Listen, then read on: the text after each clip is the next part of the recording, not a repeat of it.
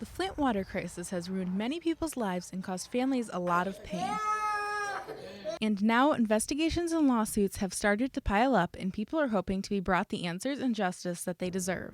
It's not a natural disaster. It's a human disaster brought on by failures of humans, but I think as well brought on by failures of government at all levels. The FBI started its own investigation into the chain of events that caused this crisis, and the Federal Bureau of Investigation is not here to help fix the problem. They are here to find someone to blame. They opened a criminal investigation to determine whether or not federal laws were broken. But not only are the FBI involved, federal prosecutors in Michigan are working with many other groups also investigating the crisis. And so the investigations are underway, multiple investigations. The federal government, state government, county prosecutor are all conducting criminal investigations right now, and I think it's important that those investigations run their course and find out what the determination is. The Flint Water Task Force, created by Governor Snyder, are the first to finish their investigation in Flint in March of this year. The task force found that the MDEQ and former emergency managers of Flint are mostly to blame for this catastrophe. The government, for the people of Flint, and the EPA are also at fault.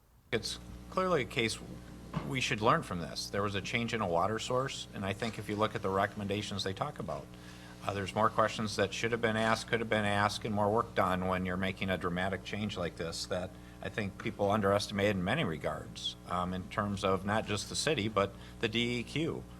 On Tuesday, February 23, 2016, the Michigan legislature built a committee to review findings, examine policy actions that could possibly prevent similar events elsewhere, and take testimony on mistakes that led to the crisis.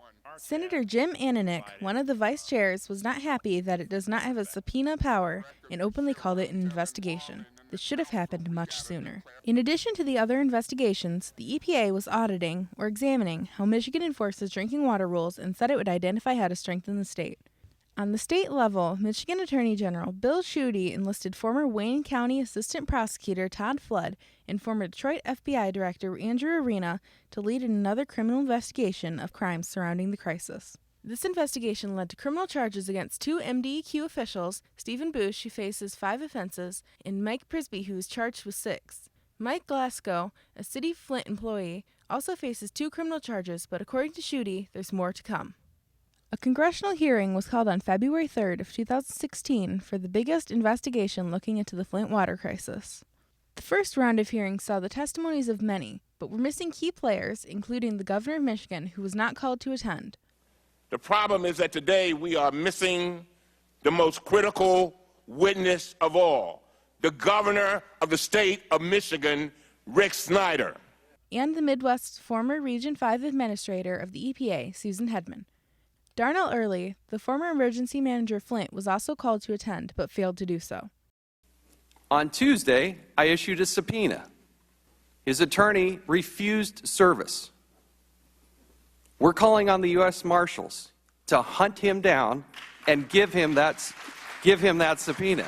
After so much pressure, they all showed up for the second round of hearings on March 15th and 17th. And another investigation was announced on March 11th, 2016, which is being led by the governor himself, Rick Snyder. He called for an immediate, full-joint investigation into how the Michigan Department of Health and Human Services handled the public health problems in Flint. In addition to all of the investigations going on, there have been many lawsuits filed, and most are class action lawsuits. Class action lawsuits are lawsuits that allow a large number of people with a common interest in a matter to sue or be sued as a group. Flint residents filed a class action lawsuit on behalf of victims of high lead levels against Governor Snyder, the state of Michigan, the city of Flint, and other city and state officials in November of 2015. Another class action lawsuit was filed on January of 2016 by attorney Valdemar Washington on behalf of Flint residents who were affected by the contaminated water. Its complaints are gross negligence by the city and state officials for allowing corrosive water to come into the city, and claims that the officials knew that the water was toxic and unsafe. And what we need to care about is safe drinking water.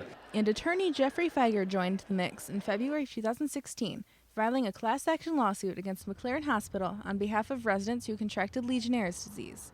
He alleged that the Flint Hospital knew about the Legionella bacteria in the water for months, while patients were exposed to it and many got the illness. The ACLU has also filed a lawsuit to try and make the city and state officials follow federal requirements for testing and treating water to control lead. They also want to have the officials replace all lead pipes without making Flint residents pay. But while there are many people investigating and lawsuits are mounting up, some people in Flint still don't have water. This is a big problem that has not gone away overnight. And with the amount of lawsuits and investigations, it may take years for the people of Flint to overcome it.